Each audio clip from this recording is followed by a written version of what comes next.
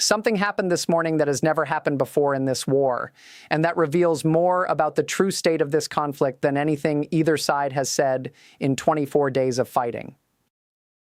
Donald Trump backed down from his own deadline. On Saturday night at 7:44 p.m. from his Florida home, Trump posted an ultimatum in capital letters that the entire world read and that sent oil markets surging and every government in the Gulf scrambling for their emergency protocols. He said if Iran does not fully open the Strait of Hormuz within 48 hours, the United States will hit and obliterate their various power plants, starting with the biggest one first. That deadline expired at 7:44 p.m. Eastern Time on Monday, and a few hours before it expired, Trump posted again on Truth Social. This time he said the United States and Iran have had, over the last 2 days, very good and productive conversations regarding a complete and total resolution of our hostilities in the Middle East. He said he had instructed the Department of War to postpone any and all military strikes against Iranian power plants and energy infrastructure for a 5-day period subject to the success of ongoing meetings and discussions. The strikes were not happening. The deadline was being extended. The ultimatum was being walked back. And within minutes of that post, Iran's official state media, its foreign ministry, its parliament, its intelligence-linked news agencies, and a sourced report from Fars news agency all said the exact same thing in 5 separate official channels. There have been no negotiations. There is no contact, direct or indirect. Trump retreated because Iran threatened his entire war strategy, and he had no answer for it. This is the story of the most consequential morning of this 24-day war. And the question at the center of it, who is lying, is not just a political puzzle. It is the question that determines whether the next 5 days end this war or ignite the biggest escalation yet. Let us start with exactly what Trump said, because the words matter here in ways that are being glossed over by most coverage. Trump posted in all caps on Truth Social that he and Iran had held in-depth, detailed, and constructive conversations over the past 2 days. He described these conversations as very good and productive. He said their focus was a complete and total resolution of our hostilities in the Middle East. He told CNBC in a phone interview shortly after the post that we are very intent on making a deal with Iran. And then in a separate comment that revealed an entirely different framing of what is happening, Trump told CNBC something that stopped every analyst and journalist who caught it in their tracks. He said this is regime change. He based that assessment on the fact that many Iranian leaders have been killed and replaced. Trump is describing the 5-day pause as a diplomatic opening toward a deal on one hand, and simultaneously describing it as the product of a successful regime change campaign on the other hand. Those two framings are not compatible. You do not negotiate a complete and total resolution with a regime you are simultaneously saying has been changed. And Iran's response made every contradiction in Trump's framing visible. Iran's denial of the talks is not a single line from a spokesperson. It is a systematic, coordinated, multi-channel rejection from every tier of Iranian official communication that exists. Mir news agency, which is semi-official and linked to Iranian state institutions, said no dialogue had taken place between Tehran and Washington and accused Trump of making the announcement to influence energy markets and buy time for his military plans. Tasnim news agency, which is affiliated with the IRGC, cited a senior security official saying no negotiations have taken place and none are underway. The official added that Iran had communicated through intermediaries that it would continue its defensive actions until a necessary level of deterrence is achieved. The Iranian Foreign Ministry issued a formal statement denying ongoing talks and stating there are no negotiations between Tehran and Washington. Iran's parliament saw a member publicly declare that the battle continues and claim what he described as another American defeat. The Iranian embassy in Kabul issued a statement saying Trump withdrew after Iran gave a strong warning about targeting all energy infrastructure in West Asia. And then Fars news agency, the outlet with the closest ties to the IRGC, cited a source saying there is no direct or indirect contact with Trump. He retreated after hearing that Iran's targets would be all power plants in West Asia.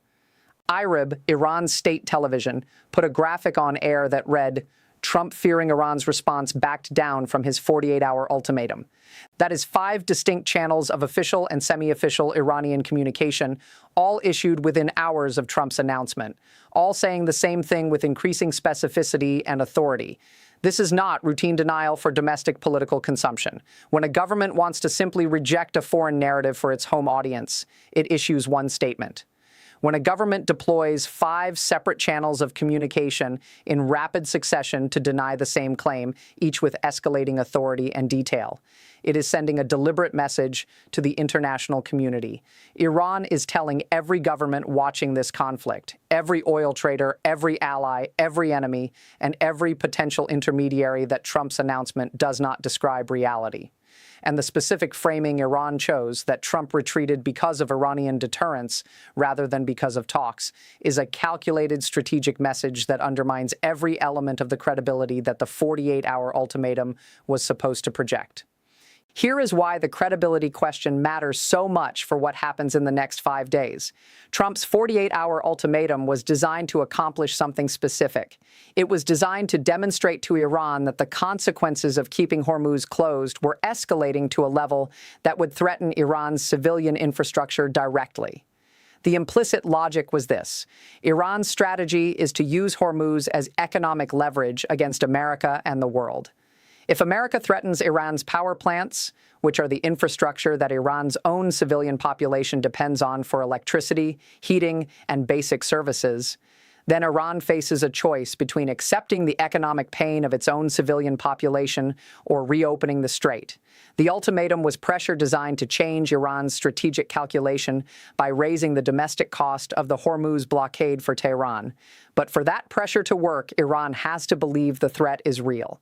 And Iran's response to the extension of the deadline is that the threat was not real, that Trump, fearing Iran's response, backed down, and that no negotiations are happening.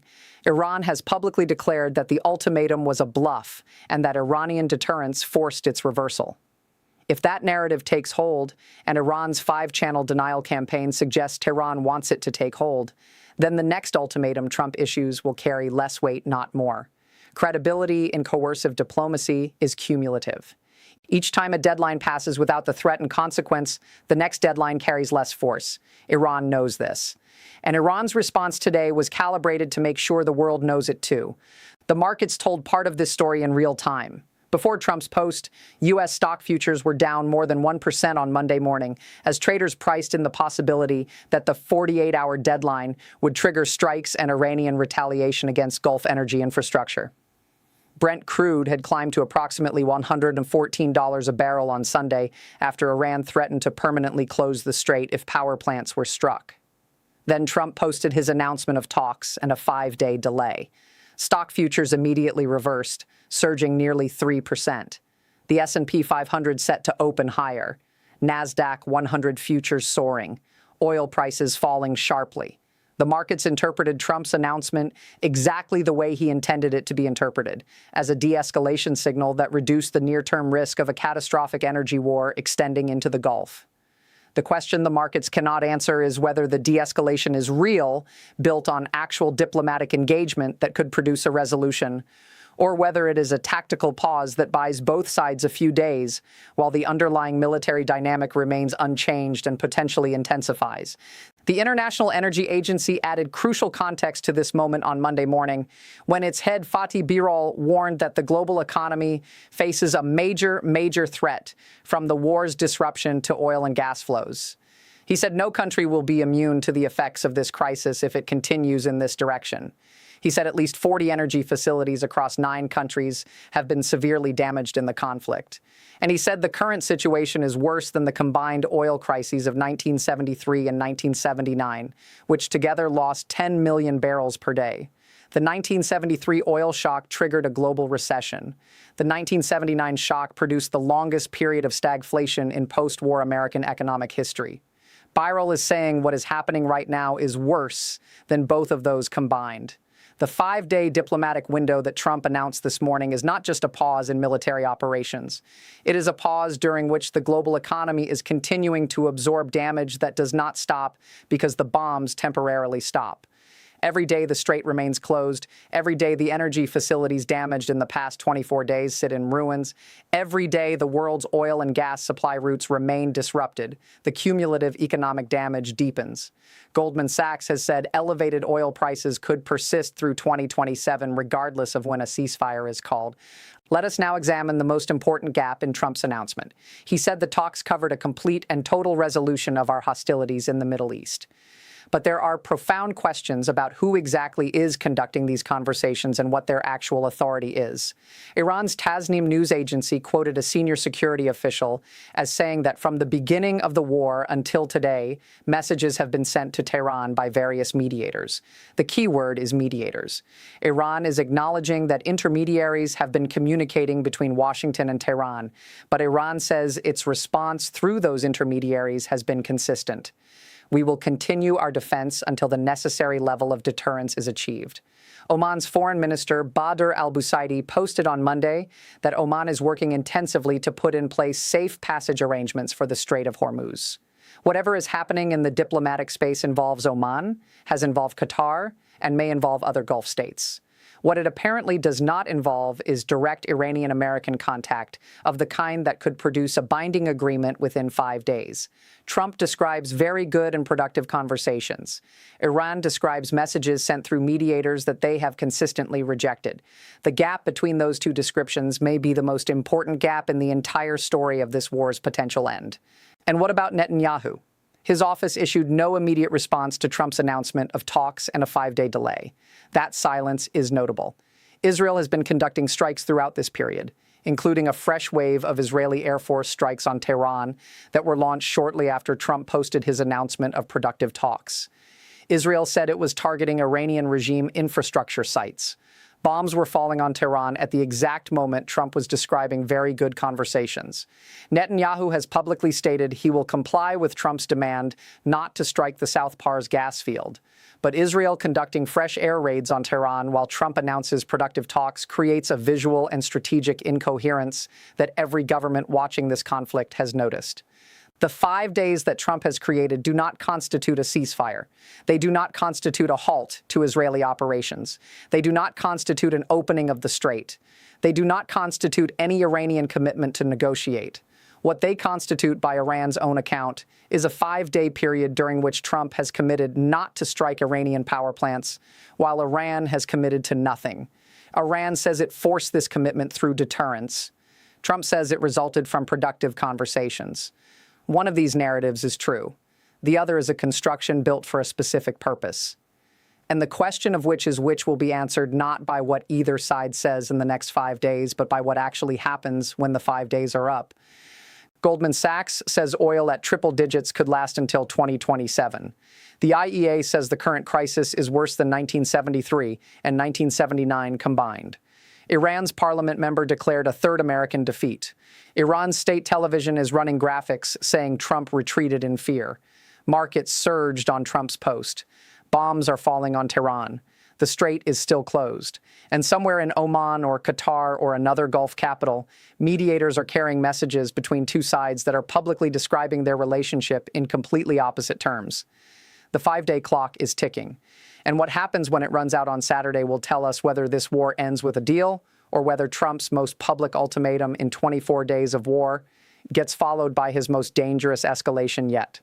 Subscribe right now because the next 5 days are the most consequential of this entire war, and every single development changes the picture. And tell me in the comments, do you believe Trump's announcement reflects real talks that could end this war within 5 days? Or do you think Iran's denial is the accurate account and the deadline extension is simply a retreat wrapped in diplomatic language?